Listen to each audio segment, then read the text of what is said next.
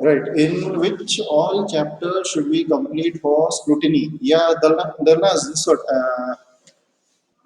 Except for this last lesson, that is constitutional design, all other lessons, please complete it in your books. Okay?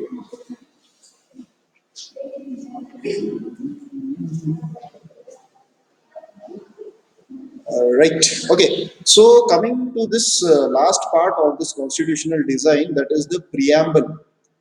Now, the preamble is most probably, I feel, one of the most important parts of our constitution. So, let us understand what this preamble is and why is it so, important for us as normal citizens. See, for a citizen of any country to read each and every article of our constitution may not be possible because only Supreme Court judges and lawyers who work at the highest level, these people they would read the constitution in its entirety. Means there are so many volumes in the constitution. It's a huge part. The Constitution of India, there are many volumes, many articles in this constitution, and for a normal common man like you and me, it is almost impossible to read that unless and until your job says that you have to read it like a Supreme Court judge or a Supreme Court lawyer. So for us laymen, for we common people, we have the preamble. This preamble will cover the entire gist or the entire summary of the constitution, what the actual meaning of the constitution is and what it holds for the citizen of India. That is the idea of the preamble.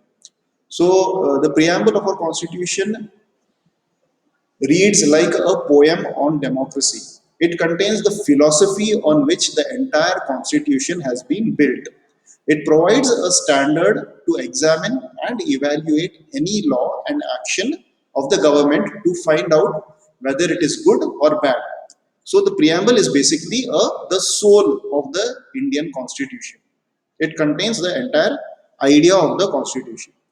So let me read out this preamble and then the important words which are there in this preamble. No, one by one, we will learn what the meaning of these words are. We, the people of India, having solemnly resolved to constitute India into a sovereign, socialist, secular, democratic republic, and to secure to all its citizens justice, social, economic, and political, liberty of thought, expression, belief, faith, and worship, equality of status and of opportunity, and to promote among them all fraternity, assuring the dignity of the individual and the unity and integrity of the nation. In our Constituent Assembly, this 26th day of November 1949, do hereby adopt, enact, and give to ourselves this Constitution. This last line, give to ourselves this Constitution, means this Constitution is made by the citizens of India for the citizens of India. So we are giving this Constitution to ourselves. This is the entire preamble. Okay, of the constitution. So now let us try and understand what these words which are highlighted over there in yellow. Are you able to see that those words which are highlighted in yellow? Yes, sir. Yes, sir. Yes, Yeah. sir. Yes, sir. So these words are those important words which carry the entire weight or the entire meaning of the constitution. So we will learn these meanings, the one line of each of these words, and we can understand carefully what it actually means, our constitution. So, we the people of India. The constitution has been drawn up and enacted by the people through their representatives and not handed down to them by a king or any other person.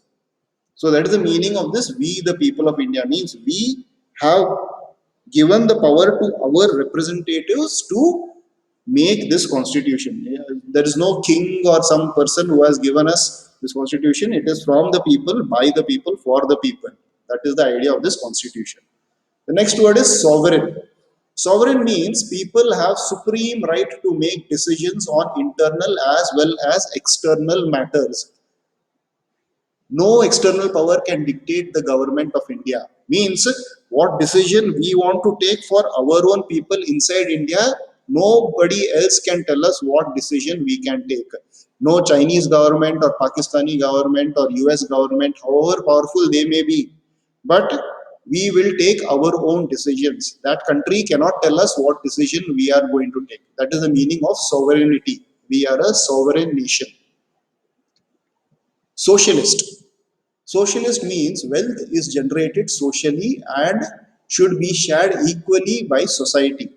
Government should regulate the ownership of land and industry to reduce socio-economic inequalities. Means we have many government-owned companies in India. The banking system has many government banks. Even the oil sector, if you see, and infrastructure, steel companies, there are many of these companies which are owned by the government. So the idea over here is the government owns these companies, generates the wealth from these companies, and it is distributed again among the people by way of investment again in infrastructure of the country. So that is the idea of being socialist. The wealth is generated within the country and shared equally among society. That is the meaning of this word socialist. Then we have the word secular. Secular, already you have learned last year the idea of secularism. Citizens have complete freedom to follow any religion, but there is no official religion in India. There is no official religion for the government. Government treats all religions, beliefs, and practices with equal respect. That is the idea of secularism. Next one is democratic, a form of government where people enjoy equal political rights, elect their rulers and hold them accountable. Whichever ruler is elected, he is accountable and answerable to the people of India. The government is run according to some basic rules. That is the idea of democracy. Republic. The head of the state is an elected person and not a hereditary position. Hereditary means it is not that one person dies and his son becomes the leader automatically. That's not how it works. We elect our own leaders and we give them the power to run the government. That is the idea of being a republic. Next one is justice. Citizens cannot be discriminated on the grounds of caste, religion, and gender. Social inequalities have to be reduced. Government should work for the welfare of all, especially of the disadvantaged groups. So over here, the idea of justice is going to be given equally to everybody. There is no difference between the religions. There is no difference between the gender. There is no difference between rich or poor or anything. Justice is same for every person. Let him be the president of India or let him be a beggar in India. It is going to be the same for everyone. That is the idea of justice. There is no discrimination as far as justice is concerned. Liberty. Liberty means freedom. There is no unreasonable restrictions on the citizen in what they think, how they wish to express their thoughts, and the way they wish to follow up on their thoughts in action. So, liberty and freedom means total freedom in each and every way we can think of. I have freedom to move wherever I want in the country. No one is going to stop me. I have freedom to think in whichever way I want. No one is going to make me think in a different way. I have freedom to imagine whatever I want to imagine. So, this is the liberty which I have in my country, the freedom which is given to me by my constitution. Equality. All are equal before the law. The traditional social inequalities have to be ended. The government should ensure equal opportunity for all. So, that is the idea of equality over here, that in the eyes of law, we are all equal. Of course, there are a few social inequalities, but this should be ended. We cannot continue to have social inequalities. Means the inequalities between the rich and the poor, the what is that? Different worker classes that we have. These are usually the social inequalities that needs to be ended. And then finally, we have fraternity. Fraternity means all of us should behave as if we are members of the same family. This idea of we being a single Indian nation, this idea that we all belong to the same motherland, the same place, that is called as fraternity. No one should be treated as an inferior. Everybody is equal. We all belong to the same motherland. We all belong to the same country. We are all part of the same nation. That is the idea of fraternity. So these are the most important words which form part of the constitution. Have all you okay? Um, what is the meaning of inferior? Inferior means something of which is of lesser value. That is the meaning of inferior. Is that clear, Ayush? Yes, sir. Okay, and then Sarvanya asks preamble. Preamble means, I think I already explained that to you in the beginning that what preamble means. Preamble means basically a short summary of the entire constitution, which gives us the entire meaning of what the Constitution of India actually means and what it carries to us. So all these words that were there in the preamble, has everybody been able to follow any? I'm very sure that somebody should be having some kind of a doubt at least over here.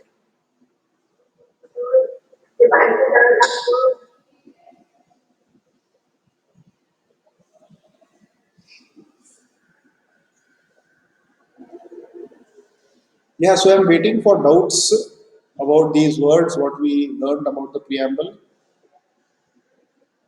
Is everybody clear about these words? You're able to see this on your screen, right? Yes, sir.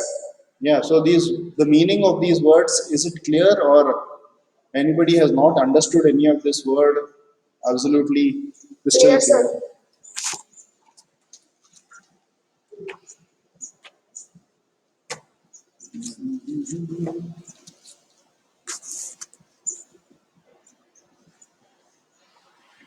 Okay, meaning is clear. Okay, good, good. Okay, so what I would like you to do is uh, this particular page which we have, no, it is there in your textbooks also. So please find which page it is in, and I want you to write this in your portfolios. This will be this particular page would be a part of your portfolio. That is the preamble of our constitution. This entire preamble, I want you to put it in your portfolio. Okay, So full. this one page, yeah. This single thing, this one page. Just write it down in your, you can give a nice decoration to it and you can put it in one page of your portfolio. Okay? Okay, sir. Yes. Okay.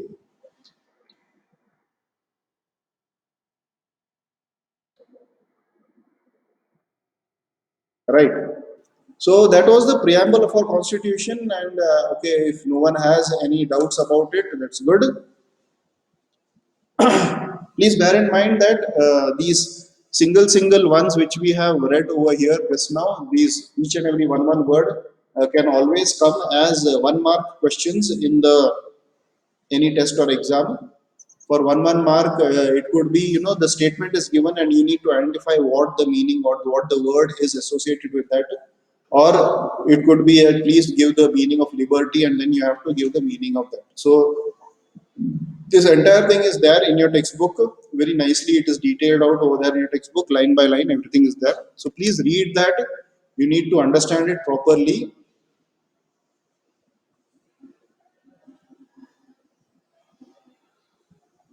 Yeah. Okay. Again, Jeevan has the same doubt which all chapter should be completed. Whatever I've completed till now, it has to be there in your notebook, except for this last lesson, that is constitutional design. All other lessons must be there in your notebook. Yeah. So the last part of this lesson, that was a preamble, and one more part, that is institutional design. Quickly we'll understand what this institutional design is, because you have a lesson about institutional design also, wherein this institutional design of a constitution will be learnt in much more detail. So basically the institutional design means each and every part of our country is designed as an institution. Our government is an institution, means it stands on its own. It is answerable to the people who have given the power to it. The parliament, that is an institution. The Lok Sabha, that is an institution. The Rajya Sabha is another institution. The judiciary is one institution. The office of the prime minister, that is an institution. The office of the president is an institution. So each and every part of the government which is headed by a person, that becomes an institution, because this is a very important part of the way our government is formed. This institutional design gives it the power which the people have given the power for it to do work. This institutional design has a head who is responsible, who is accountable, and is answerable to the people of India. That is the idea of this institutional design. Without this institutional design, there would have been total confusion and chaos. Who is answerable to the people? When something goes wrong, whom do we ask? This question would have arisen, this question would have come if this institutional design would not be there. So, how this institutional design actually works, what are the different parts of this institutional design, which are the different institutions that we have in our government, all this we will learn in full detail once we come to your, the institutional design lesson. We will learn about that in complete detail and each and every part. Right. So this was about the institutional design. Okay. Now Priyanka has a doubt. What is it? If Constitution says equality before law, then why in competitive exams there is caste category, and why people get that even in their marks and notes? Yeah. See. Okay. The caste system which is there, SCST, right? Correct. SCST, basically the caste system which we have had is a legacy of India, which is not going to go anytime anywhere soon. The caste system, if you see the way in which the people, in the scheduled castes and the scheduled tribes have been treated for centuries together, they have been deprived of most of the amenities. They have been deprived of most of the things, or almost everything that the higher caste people have been enjoying for years together. uh, they were never given any kind of land. They never had any kind of property. They were basically economically backward. So that is the reason why these reservation and all that was created once India became a free country. Once that was done, the idea was that once a generation goes through this entire reservation system, we should be able to remove the reservation system altogether. But unfortunately, that is not the case, because our India has such a huge population. The entire caste system is not going out as we might have wished for it to completely get over with. So that is the reason why you see that in this competitive exams and in most of the places, this reservation for those particular categories are still there. It is not that equality is not there. Equality is definitely there. But the reservation is made so that they have an equal standing for the people who are already at a higher level than them. That is the reason why this reservation in all these places is made. Is that clear for you, Priyanka, or still okay? Yeah. Okay. Yeah. Any other doubt by anyone? That's a very good question, Priyanka. That's an extremely very good question. Because yes, the question why this reservation is there? How can we be called as equal when this reservation is there? Yes, that definitely will come to anybody's mind. But the idea over here is they are equal because of the reservation. If it was not for the reservation, then they would still be in a backward situation. Yeah. Okay.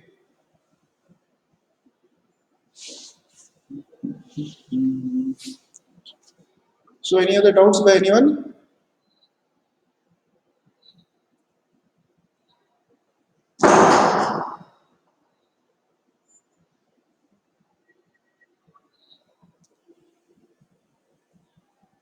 Yeah. So as I keep saying, please do read the lesson. Please do read the lesson completely, fully. Once you have read the lesson, you might get some more doubts, and you can always post those doubts. Will it be changed in the future? It might be changed, might not be changed. I really don't know. But it has to change. If we need to see some kind of progress in our country, we will have to change this. But whether it will be changed, that question does remain. Even I am not sure whether it will be changed. But if you ask me, it has to be changed. Yeah.